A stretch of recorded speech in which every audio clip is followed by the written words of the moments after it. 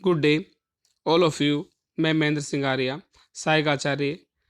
आज हम महात्मा गांधी की चौथी ऑनलाइन क्लास में जो अगले जो बिंदु हैं उसके बारे में अध्ययन करेंगे। इससे जो पूर्व की जो क्लास थी उसमें हमने महात्मा गांधी का जीवन परिचय के बारे में पढ़ा, फिर बाद में उनकी जो प्रमुख रचनाएं थी उनके बारे में पढ़ा, उनके द्वारा जो प्रमुख विचार थे सत्य और अहिंसा उनके बारे में हमने जाना कि अहिंसा कितने प्रकार की होती है। अहिंसा जो 3 प्रकार बताए, जागृत अहिंसा, और दूसरा औचित्यपूर्ण अहिंसा, तीसरा विरोधी अहिंसा, उनके विचारों का अध्ययन किया। साथ ही हमने जो अगला बिंदु था सत्याग्रह, सत्याग्रह के प्रयोग के रूप में हमने असहयोग आंदोलन जो 1920 से लेकर 22 तक चला और 1922 में चोरा चोरी कांड के कारण स्थगित करना पड़ा, से विनय अवज्ञा आंदोलन के बारे में हमने चर्चा की। हिजरत और प्रव्रजन मतलब अपने स्थान जो स्थायी स्थान है उसका स्वेच्छी परित्याग करना प्रवचन कहलाता है। अनशन आदि बिंदु। साथ ही हमने हड़ताल जो सत्याग्रह का एक प्रमुख रूप था उसके बारे में हमने चर्चा की। सत्याग्रह के बारे में हमने पढ़ा कि सत्याग्रह क्या होता है। साथ ही हमने गांधी जी के संबंध में राज्य के जो सब विचार थे कि राज्य के संबंध में गांधी जी अपने क्या विचार रखते हैं उनके बारे में हमने अध्ययन किया। आज की जो क्लास है उसमें हम अध्ययन करेंगे गांधी जी का आदर्श समाज या अहिंसात्मक समाज या राम राज्य के बारे में कि गांधी जी राम राज्य या अहिंसात्मक समाज कैसा था। इससे जो पूर्व 3 क्लास हुई थी उसमें हमने गांधी जी के इन बिंदुओं पर हमने चर्चा कर ली, ठीक है ना। इन सभी बिंदुओं के बारे में, प्रमुख विचारों के बारे में, सत्य और अहिंसा के में, जागृत अहिंसा, औचित्यपूर्ण अहिंसा, विरोधी अहिंसा, सत्याग्रह के सभी प्रयोग, असहयोग आंदोलन, सविनय अवज्ञा आंदोलन, हिजरत, अनशन, हड़ताल और राज्य के संबंध में राज्य संबंधी विचार, ठीक है, वे केंद्रीकृत सत्ता के बारे में हमने इन सभी बिंदुओं के बारे में हमने चर्चा कर ली। आज जो बिंदु है वो है गांधी जी का आदर्श समाज। क्या है? आदर्श समाज। आदर्श समाज के अंदर ही हम स्पृश्यता का अंतर जो अलग जो बिंदु हैं, कौन कौन से जो ये अलग अलग बिंदु हैं, ये इतने पॉइंट हमने पढ़ लिए। अब इस जो अलग बिंदु आ रहा है गांधी जी का आदर्श समाज या राम राज्य, इसके अंदर नागरिक अधिकार, वर्ण व्यवस्था, स्पृश्यता का अंत, धर्मनिरपेक्ष समाज, गोवध, मद्य निषेध, उद्योगीकरण का विकास, कुटीर उद्योगों का समर्थन, ठीक है, निःशुल्क प्राथमिक शिक्षा, इन सभी बिंदुओं का आज की जो ऑनलाइन क्लास होगी उसमें इन बिंदुओं का हम समावेश करेंगे, इनका अध्ययन करेंगे। तो चलिए कि गांधी जी का आदर्श राज्य या आदर्श समाज, राम राज्य या अहिंसात्मक समाज किसे कहा है। जिन बच्चों ने इन नोट्स को नोट नहीं किया है वो इन्हें एक बार वापस देख लें।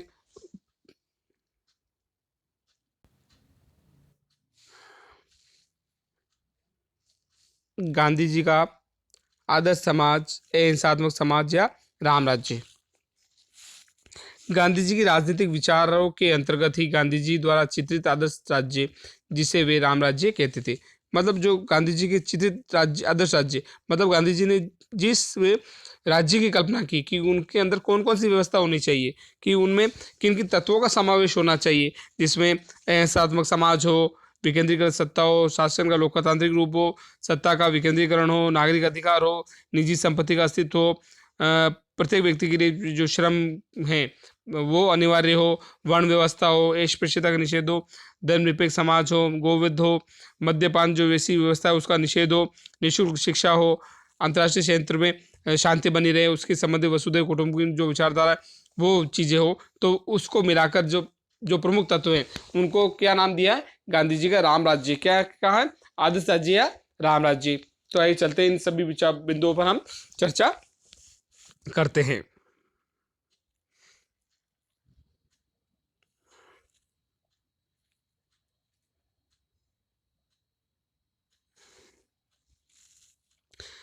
गांधी जी के उप आदर्श समाज या उनके आदर्श राज्य की विशेषता निम्न प्रकार के, मतलब जो गांधी जी का आदर्श राज्य थे या राम राज्य थे तो उसमें किन किन विशेषता, किन किन तत्वों का और किन किन विशेषताओं का, किन किन लक्षणों का समावेश होना चाहिए। उसमें है अहिंसात्मक समाज। पहला क्या है? अहिंसात्मक समाज। वो क्या चाहते थे कि समाज में हिंसा नहीं हो, ठीक है, और अपने आदर्श राज्य को वो किस नाम से पुकारते थे? अहिंसात्मक। गांधी जी इस आदर्श में राज्य संस्था का अस्तित्व रहेगा और पुलिस, जेल, सेना तथा न्यायालय आदि शासन की बाध्यकारी सत्ता भी होगी। और ये इस दृष्टि से अहिंसक समाज है कि इनमें सत्ताओं का प्रयोग जनता को आतंकित कर और उत्पीड़ित करने के लिए नहीं, उनकी बल्कि उनकी सेवा करने के लिए किया जाएगा। तो वो क्या था? गांधी जी का अहिंसात्मक राम राज्य समाज था।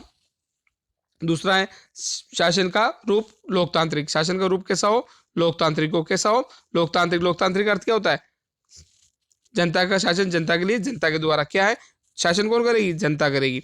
गांधी जी का आदर्श राज्य में शासन का रूप पूर्णतया लोकतांत्रिक होगा। जनता को केवल मत देने का अधिकार प्राप्त होगा, वरन जनता सक्रिय रूप में शासन का संचालन में भाग लेगी। शासन सत्ता सीमित होगी और सभी संभव रूपों को जनता के प्रति उत्तरदायी होगी। ठीक है, तो ये था गांधी जी के राम राज्य की दूसरी विशेषता। तीसरा है विकेंद्रीय विशेषता। मैंने आपको बता दिया विकेंद्रीकरण का अर्थ होता है सत्ता एक व्यक्ति के हाथ में नहीं हो। जब सत्ता एक व्यक्ति के हाथ में होगी तो वो क्या हो जाएगा? तानाशाह हो जाएगा। क्या हो जाएगा? तानाशाह हो जाएगा। तो तानाशाही से बचने के लिए गांधी जी ने जो मार्ग बताया वो है विकेंद्रीकृत सत्ता। विकेंद्रीकृत सत्ता मतलब सत्ता की जो शक्तियां हैं वो एक व्यक्ति के हाथ को ने सौंप कर बहुत सारे व्यक्तियों को दे दी जाए। तो इस व्यवस्था को क्या नाम दिया? विकेंद्रीकृत सत्ता। ये राम राज्य की जो तीसरी विशेषता थी।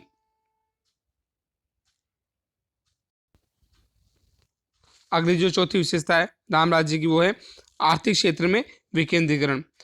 आर्थिक क्षेत्र के विकेंद्रीकरण का अर्थ है कि जो आर्थिक विषमता जो समाज के अंदर बढ़ रही है कि एक व्यक्ति अमीर व्यक्ति होता जा रहा है और गरीब गरीब होता जाए। जो आर्थिक विषमता को कम करने के लिए गांधी जी ने आर्थिक क्षेत्र में भी विकेंद्रीकरण जो व्यवस्था है उसको अपनाने का सुझाव दिया है। गांधी जी आदर्श राज्य के आर्थिक क्षेत्र के अंतर्गत भी विकेंद्रीकरण को अपनाने का सुझाव दिया गया है। विशाल तथा केंद्रीकृत उद्योग लगभग समाप्त कर दिए जाएंगे। मतलब जो बड़े उद्योग है, इंडस्ट्रीज है, उनको समाप्त कर दिया जाएगा। उनके स्थान पर कुटीर उद्योग चलाए। मतलब बड़े बड़े जो इंडस्ट्रीज है, बड़े बड़े उद्योग है, उनके स्थान पर कौन स्थान लेंगे? कुटीर उद्योग, स्वदेशी है ना। उन मशीनों का तो प्रयोग किया जा सकेगा जो व्यक्तियों के लिए सुविधाजनक होगी। मतलब जो व्यक्ति सुविधाजनक रूप से उपयोग करेगा, बड़े बड़े स्वचालित जो मशीनें उनके प्रयोग पर उन्होंने रोक लगाई है, विरोध किया है। किंतु मशीनों की मानवीय श्रम का शोषण का साधन नहीं बना जाएगा। मतलब मानवीय शोषण का जो मानवीय श्रम है उसका शोषण किया जा रहा है। मतलब स्वचालित जो मशीनें, बड़ी बड़ी इंडस्ट्री जो 100 व्यक्ति का काम अगर एक मशीन करने लगेगी तो ऐसी तरह की जो मशीनें थी उनका गांधी जी ने विरोध किया। हर गाँव अपनी सुविधा आवश्यकता की वस्तु स्वयं उत्पन्न करेगा। प्रत्येक व्यक्ति को उत्पादन के साधनों का स्वयं स्वामी होगा। ठीक है, मतलब अपनी जो आवश्यकता है वस्तु खुद उत्पन्न करेगा और उत्पादन के जो साधन होंगे उसका स्वामी कौन होगा? खुद होगा। इस प्रकार आर्थिक क्षेत्र में प्रतिस्पर्धा और शोषण का अंत हो जाएगा। अगला जो बिंदु है स्वराज्य के अंदर विशेषताओं के अंदर वो है नागरिक अधिकारों का पर आधारित अधिकार। जो नागरिक अधिकार है, जैसे वर्तमान में ये तो अपने पूर्व की विचारधारा थी, तो वर्तमान में जो नागरिकों को संविधान में मूल अधिकार 7 दिए गए थे। ठीक है ना, जिनमें समानता का अधिकार, स्वतंत्रता का अधिकार, शोषण के विरुद्ध अधिकार, धार्मिक स्वतंत्रता का अधिकार, शिक्षा व संस्कृति का अधिकार, संवैधानिक उपचारों का अधिकार, जो और 7वां संपत्ति का अधिकार जो मूल संविधान में था, बाद में उसे हटा दिया गया। अब वर्तमान में कितने अधिकार है? 6। तो गांधी जी ने जो नागरिक अधिकार थे उनमें अधिकारों पर आधारित समाज में जो व्यवस्था होगी उसे राम राज्य नाम दिया है। गांधी जी क्या करें कि गांधी जी राज्य स्वतंत्रता, समानता और अन्य नागरिक अधिकारों पर आधारित होगा। किस पर? स्वतंत्रता, समानता और अन्य नागरिक अधिकार, जो मैंने आपको सब बता दिए। ठीक है ना, वर्तमान में जो चल रहे हैं। इस समाज में प्रत्येक व्यक्ति को अपने विचार व्यक्त करने और समुदाय को निर्माण करने की स्वतंत्रता होगी। समाज के अंतर्गत जाति, धर्म, भाषा, वर्ण, लिंग भेदभाव के आधार पर बिना सभी व्यक्तियों को समान सामाजिक और राजनीतिक अधिकार मिलेंगे। ठीक है ना, तो ये थी राम राज्य की जो परिकल्पना का 5वां बिंदु। नेक्स्ट है निजी संपत्ति का अस्तित्व। इस आदर्श राज्य में निजी संपत्ति की प्रथा का अस्तित्व होगा, किंतु संपत्ति के स्वामी अपनी संपत्ति का प्रयोग निजी स्वार्थ के लिए नहीं वरन सामाजिक कल्याण के लिए करेगा। निजी संपत्ति तो होगी लेकिन निजी संपत्ति का प्रयोग कैसे होगा? निजी स्वार्थ के लिए नहीं, लेकिन वो सामाजिक कल्याण के लिए, जन कल्याण के लिए होगा। तो गांधी जी ने निजी संपत्ति का अस्तित्व तो बताया, लेकिन वो किसके लिए होगा? जन कल्याण के लिए। ये वे समझ के कार्य करेंगे जो संपत्ति उनके पास है वो उसका वास्तविक स्वामी कौन है? समाज है। ध्यान करना, इस तरह की जो निजी संपत्ति के स्वामित्व की उन्होंने परिकल्पना की। ठीक है ना, कि उसका वास्तविक स्वामी कौन होगा? निजी संपत्ति का समाज होगा, और प्रत्येक समाज द्वारा उनकी संपत्ति के संरक्षक का या ट्रस्टी नियुक्त किया जाएगा। नेक्स्ट जो बिंदु है वह है प्रत्येक व्यक्ति के लिए श्रम अनिवार्य। मतलब हर व्यक्ति के हर हाथ को, मतलब हर हाथ को काम दिया जाए। हर हाथ हर काम, जो वर्तमान में ये व्यवस्था चल रही है हमारी सरकारों द्वारा कि हर हाथ को काम दिया जाए, मतलब व्यक्ति बेरोजगार ना रहे, हर व्यक्ति से राज्य श्रम लेगा और उससे निर्धारित योग्यता जितनी उसकी योग्यता होगी उस पर उसके अनुसार उसके पारिश्रमिक या वेतन भुगतान किया जाएगा। अगला जो बिंदु है वो है वर्ण व्यवस्था। क्या है? वर्ण व्यवस्था। तो जो गांधी जी प्राचीन समय में कौन सी वर्ण व्यवस्था चल रही थी? गांधी जी ने भी वर्ण व्यवस्था पर आधारित समाज के बारे में बताया कि जो समाज के अंदर जो प्राचीन समय में जो वर्ण व्यवस्था थी जिसमें ब्राह्मण, क्षत्रिय, वैश्य, शूद्र हुआ करते थे, तो गांधी जी का जो आदर्श समाज है वो भी किस पर आधारित होगा? वर्ण व्यवस्था पर आधारित। प्राचीन काल की भांति समाज में 4 वर्ण जो मैंने आपको बता दिए, ब्राह्मण, क्षत्रिय, वैश्य और शूद्र। प्रत्येक वर्ण वंश परंपरा के आधार पर अपना कार्य करेगा, किंतु विविध वर्णों या वर्गों के व्यक्ति को सामाजिक, राजनीतिक और आर्थिक क्षेत्र में समान अधिकार प्राप्त होंगे और किसी प्रकार की ऊंच नीच की भावना नहीं होगी। आदर्श गांधी जी के आदर्श समाज में स्त्रियों को सभी क्षेत्रों में समान अधिकार प्राप्त होंगे, किंतु उनका मुख्य कार्य क्षेत्र घर ही होगा। ठीक है ना। नेक्स्ट है जो अस्पृश्यता का अंत। आदर्श समाज में क्या व्यवस्था होगी? अस्पृश्यता का अंत, मतलब छुआछूत का अंत, कि समाज में किसी प्रकार की किसी भी वर्ग के साथ, जाति के साथ कोई छुआछूत या अस्पृश्यता की भावना विकसित ना हो। तो गांधी जी ने अस्पृश्यता के अंत को भी आदर्श राज्य में अपना स्थान दिया है। गांधी जी अस्पृश्यता को भारतीय समाज के लिए कलंक मानते हैं और उनके लिए आदर्श समाज में अस्पृश्यता के लिए कोई स्थान नहीं है। नेक्स्ट धर्मनिरपेक्ष समाज। ना मतलब धर्मनिरपेक्ष समाज की अगर व्याख्या की जाए, परिभाषा पूछी जाए, तो इसके अंदर होता है कि राज्य का कोई धर्म नहीं होता। राज्य के अंदर जो रहने वाले निवासी व्यक्ति है वो किसी भी धर्म को मानने के लिए स्वतंत्र है। वो किसी भी प्रकार से बाध्य नहीं कि उससे भी किसी धर्म को थोपा जाए, है ना। वो व्यक्ति स्वतंत्र है, वो किसी भी धर्म को अपनाना चाहे वो अपना सकता है। इस प्रकार की जो राज्य थी वो क्या थी? पंथ निरपेक्ष या धर्मनिरपेक्ष राज्य। इस समाज में किसी विशेष धर्म को आश्रय प्राप्त नहीं होगा। राज्य की दृष्टि में सभी धर्म समान होंगे। राज्य की दृष्टि में क्या होगा? सभी धर्म समान होंगे। राज्य किसी धर्म का प्रचार प्रसार नहीं करेगा और नहीं किसी धर्म को कम या किसी धर्म को ऊंचा बताएगा और सभी धर्म के अनुयायियों को समान सुविधा प्राप्त होगी। जो आदर्श राज्य में अगली विशेषता, 11वीं विशेषता, वो है गोवध निषेध।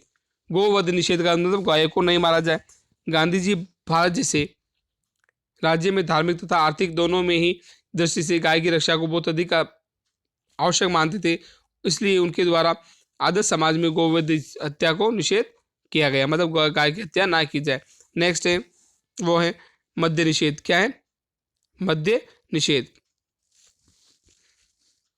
मद्य निषेध मत का अर्थ क्या होता है? जो मद मतलब नशा जैसी चीजें, उसका उत्पादन ना तो उत्पादन करेगा ना ही उसको बेचेगा। ठीक है ना। मद्य निषेध।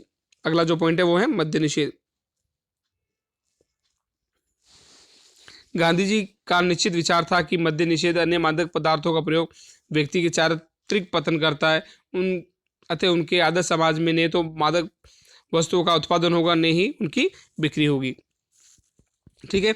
तो ना ही मद्य निषेध मतलब जो चीजें नशा करती है उसमें समाज में उस नशे का कोई स्थान नहीं होगा, ना ही समाज उन चीजों की उत्पादन करेगा, उत्पत्ति करेगा और न ही उनकी बिक्री करेगा। ठीक है ना। नेक्स्ट है जो आदर्श राज्य की अगली जो विशेषता 13वीं, जो निःशुल्क प्राथमिक शिक्षा। जैसे कि वर्तमान में मूल अधिकारों में भी प्राथमिक शिक्षा मूल कर्तव्य और नीति निश्चित तत्व है, उनमें भी निःशुल्क प्राथमिक शिक्षा के बारे में जो संविधान का मूल कर्तव्य है 51A के अंदर 11वां जो मूल कर्तव्य वो है 6 से 14 वर्ष के बच्चों को निःशुल्क और अनिवार्य शिक्षा देना मूल कर्तव्य के अंदर जोड़ा गया है। 11वां मूल कर्तव्य।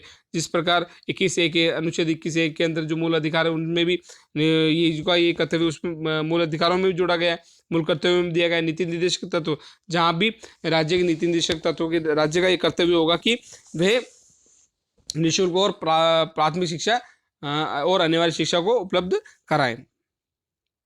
गांधी जी आदर्श समाज में गांव-गांव और मोहल्ले-मोहल्ले में बुनियादी ढंग से स्वावलंबी पाठशाला होगी, जिसपे का प्रत्येक व्यक्ति कम से कम प्राथमिक और निःशुल्क शिक्षा प्राप्त करे। जो अगला और अंतिम बिंदु है गांधी जी के राम राज्य या आदर्श राज्य में, वो है अंतर्राष्ट्रीय क्षेत्र में शांति प्रिय। मतलब अंतर्राष्ट्रीय क्षेत्र मतलब जो दो से अधिक राष्ट्रों के बीच में जो संबंध होते हैं उसे किस नाम से जाना जाता है? अंतर्राष्ट्रीय संबंध। गांधी जी भी अंतर्राष्ट्रीय संबंध में वसुधैव कुटुंबकम की धारणा में विश्वास करते थे। वसुधैव कुटुंबकम का अर्थ होता है संपूर्ण वसुधि है, संपूर्ण सृष्टि है, संपूर्ण पृथ्वी हमारा एक परिवार है। इसके कारण उनका आदर्श राज्य, अंतर्राष्ट्रीय क्षेत्र में और अन्य स्थानों पे साथ मैत्री, सद्भावना और सहयोग की भावना पर आधारित राज्य की स्थापना होगी। तो वो गांधी जी के ये आदर्श राज्य की प्रमुख विशेषता को हमने चर्चा की, अध्ययन किया। अगला बिंदु है वो है गांधी जी का आर्थिक विचार। क्या है? गांधी जी के आर्थिक विचार। गांधी जी आर्थिक विचारों के बारे में अपने क्या विचार रखते हैं उसके बारे में। गांधी जी एक महान आध्यात्मिक पुरुष थे और राजनीति के समान ही अर्थव्यवस्था में के संबंध में उनका विचार था कि सच्चा अर्थशास्त्र नैतिकता के महान नियमों के प्रतिकूल हो ही नहीं सकता। सच्चा अर्थशास्त्र सामाजिक न्याय चाहता है। सच्चा अर्थशास्त्र क्या चाहता है? सामाजिक न्याय। कि सामाजिक न्याय का अर्थ वहाँ पर अर्थशास्त्र के संबंध में देखा जाए तो मैंने आपको पहले बता दिया कि अर्थशास्त्र का जो सिद्धांत है वो चाहता है कि व्यक्ति समाज में आर्थिक विषमता ना बने, कि एक व्यक्ति बहुत ज़्यादा अमीर हो रहा है, एक व्यक्ति बहुत ज़्यादा गरीब हो रहा है, उनके बीच में जो खाइयाँ वो ना बढ़े, ठीक है ना। आर्थिक विषमता कैसे कम हो, ठीक है। समाज के प्रत्येक व्यक्ति को आर्थिक संसाधन को समुपलब्धता कैसे सुनिश्चित की जाए उसके बारे में। वह प्रत्येक व्यक्ति का, यहाँ तक कि दुर्बल व्यक्ति को सामाजिक हित चाहता है। क्या करना चाहता है? दुर्बल व्यक्ति का भी सामाजिक हित चाहता है और अच्छे जीवन के लिए आवश्यक है। गांधी जी की आर्थिक विचारधारा, आप इस बिंदुओं को सभी को नोट कर ले अच्छे से, कि गांधी जी आर्थिक विचारधारा में के प्रमुख 5 बिंदु हैं। वो क्या है? औद्योगिकीकरण का विरोध, दूसरा कुटीर उद्योगों का समर्थन, व्यक्तिगत संपत्ति और एपरिक सिद्धांत और वर्ग सहयोग की धारणा। ये 5 बिंदु आप अपने नोटबुक नोट कर लें और आर्थिक विचारों के अंदर हम इन 5 बिंदुओं पर चर्चा करेंगे। औद्योगिकीकरण का विरोध, कुटीर उद्योगों का समर्थन, व्यक्तिगत संपत्ति का जो संबंधी धारणा है, एपरिक सिद्धांत और वर्ग सहयोग की धारणा। जो पहला बिंदु है वो है औद्योगिकीकरण का विरोध। औद्योगिकीकरण के विरोध में गांधी जी क्या विचार के बारे में अपने विचारों को स्थान दे रहे हैं? वो है आर्थिक व्यवस्था के संबंध में अपनाए गए इस नैतिक दृष्टिकोण के कारण गांधी जी के द्वारा औद्योगिक क्रांति और उनके परिणाम स्वरूप केंद्रीकृत अर्थव्यवस्था का विरोध किया गया। मतलब जो केंद्रीकृत व्यवस्था है, अर्थव्यवस्था है, उसका विरोध किया गया कि औद्योगिकरण के जब इंडस्ट्री ज़्यादा बढ़ जाएगी, उद्योग ज़्यादा बढ़ जाएंगे तो वहाँ पर जो मानवीय श्रम है उसका स्थान कम हो जाएगा। स्वदेशी जो कुटीर उद्योग है उनका स्थान कम हो जाएगा और जो बड़े उद्योग हैं उनसे क्या हो जाएंगे, बड़े उद्योग बढ़ने से क्या होगा, समाज के अंदर बेरोजगारी बढ़ जाएगी, श्रम उत्पादन कम हो जाएगा, ठीक है, जनता बेरोजगार हो जाएगी। साथ ही जो समाज की जो स्थिति, आर्थिक स्थिति वो कम होने लगेगी और उससे उद्योगों का जो अमीर व्यक्ति वो तो अमीर बन जाएगा, लेकिन गरीब व्यक्ति जो गरीब की ओर अग्रसर हो जाएगा। जो आर्थिक विषमता के को कम करने के लिए गांधी जी ने पहला विचार दिया वो था औद्योगिकीकरण का विरोध। क्या था? औद्योगिकीकरण का विरोध। उन्होंने कहा कि बड़े उद्योग की स्थापना के लिए बहुत अधिक मात्रा में कच्चे माल और बहुत अधिक मात्रा में निर्मित पदार्थों की बिक्री के लिए बड़े बाजारों की आवश्यकता होती है। कच्चे माल और बड़े बाजारों की खोज की ये प्रवृत्ति साम्राज्यवाद और उपनिवेशवाद को जन्म देती है। जब बड़े बाजार और बड़ी मात्रा में निर्मित बेचने के लिए क्या चाहिए, बाजार चाहिए, और कच्चे माल की जब बहुत बड़ी खपत होगी तो उस समय किस प्रवृत्ति को बढ़ावा मिलता है? साम्राज्यवाद और उपनिवेशवाद जैसी जो प्रवृत्तियां हैं उस प्रवृत्तियों को बढ़ावा मिलता है, जो कि नैतिकता के विरुद्ध है। गांधी जी बड़ी मशीनों को मानव जाति के लिए अभिशाप मानते थे। जो बड़ी मशीनें हैं उनको क्या मानते थे? मानव जाति के लिए अभिशाप। की उनका विचार था कि समाज में घृणा, द्वेष, स्वार्थ में जो वृद्धि है तो सबसे बड़े अभिशाप मानने का उनका कारण है कि जनता बेरोजगार हो जाएगी, सबसे पहली बात, ठीक है। और बेरोजगारी के साथ साथ जनता के मन में जो आर्थिक विषमता है उसको बढ़ावा मिल जाएगा कि पूंजी जो लगा रहा है पूंजीपति व्यक्ति वो तो और ज़्यादा अमीर हो जाएगा और जो मानवीय श्रम है उसका उपयोग सही ढंग से नहीं हो पाएगा और समाज का निर्बल वर्ग है वो और ज़्यादा निर्बल हो जाएगा, कमजोर हो जाएगा।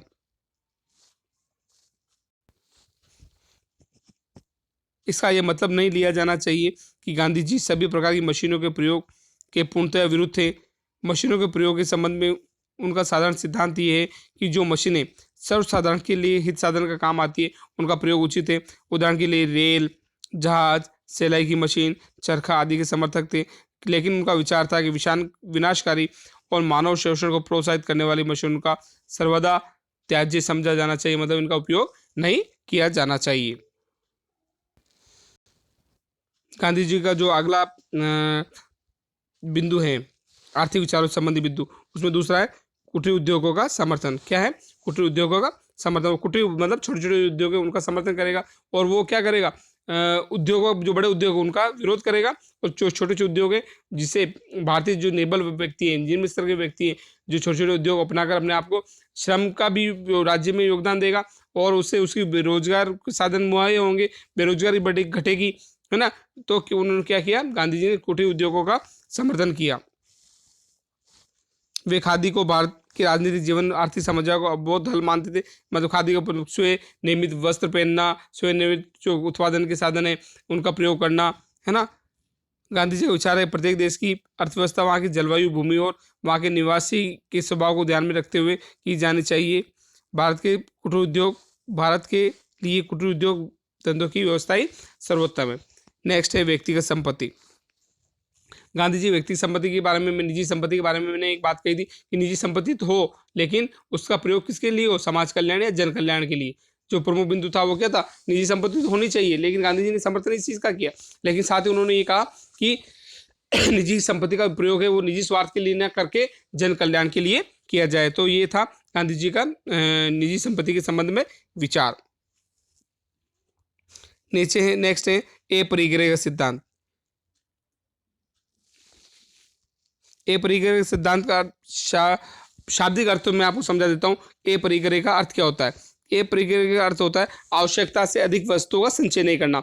ए परिग्रह सिद्धांत का अर्थ क्या होता है? ए परिग्रह शब्द का अर्थ क्या होता है? आवश्यकता से अधिक वस्तुओं का संचय नहीं करना। मतलब आपको 1 बोरी गेहूं की आवश्यकता है और आपने 10 बोरी स्टॉक कर लिया, जमाखोरी कर ली, तो वो क्या कहलाता है? जमाखोरी या ए परिग्रह का सिद्धांत। ठीक है, मतलब आपको जितनी आवश्यकता है उतना ही चीज आप रखें, आवश्यकता से अधिक उन चीजों का सेव, मतलब उनकी आवश्यकता से अधिक वस्तुओं का संचय नहीं करें।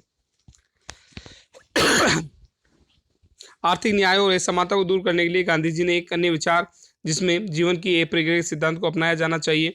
गांधी जी का मत था कि प्रत्येक व्यक्ति उतना उत्पादन करता है जिसका सृष्टि के लिए आवश्यक है। इसलिए वितरण का प्राकृतिक नियम ये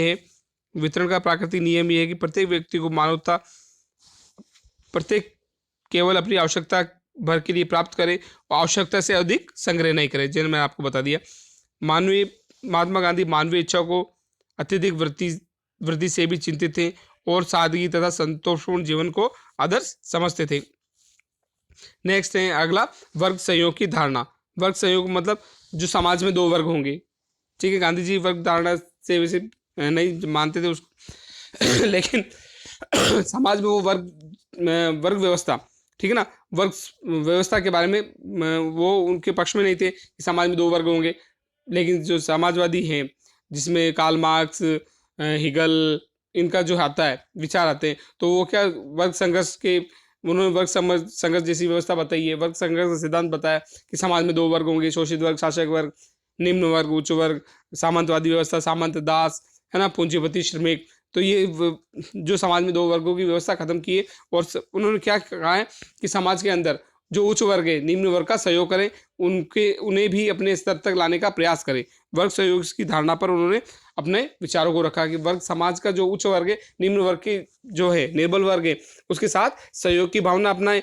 कोई भी शोषित हो, कोई भी वर्ग शासक वर्ग ना हो, और शासक वर्ग को शोषित वर्ग है अगर बन रहा है तो उसे उच्च स्तर पर लाने का प्रयास किया जाए।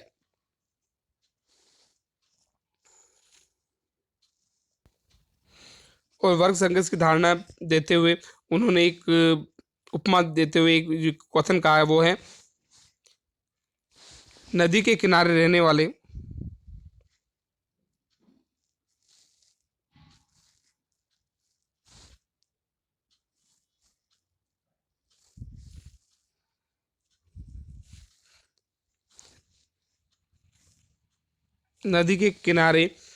वाले व्यक्ति को उस व्यक्ति की अपेक्षा जो कि एक शुष्क रेगिस्तान में रहता है, अन्न पैदा करने के अधिक अवसर प्राप्त होते हैं। मतलब जो रेगिस्तान में रहता है, ठीक है, वो व्यक्ति अन्न का उत्पादन कम करेगा, और उसकी अपेक्षा जो व्यक्ति नदी के किनारे रह रहा है वो अधिक अन्न का उत्पादन कर रहा है, तो अन्न पैदा करने के अवसर अधिक प्राप्त होते हैं। मतलब वो समाज में क्या चाह रहे थे कि मतलब जो व्यक्ति समझा रेगिस्तान है, वहाँ के लोगों को भी उन्हें साथ लेकर चले, तभी समाज एक उन्नति कर सकता है, समाज एक विकासशील से विकसित की ओर अग्रसर हो सकता है। तो आज हमने गांधी जी के आर्थिक विचारों पर अध्ययन किया। जो अगली नेक्स्ट क्लास होगी उसके अंदर हम गांधी जी के सामाजिक विचारों के साथ जो अन्य विचार हैं उन सभी विचारों का अध्ययन करेंगे। Thank you.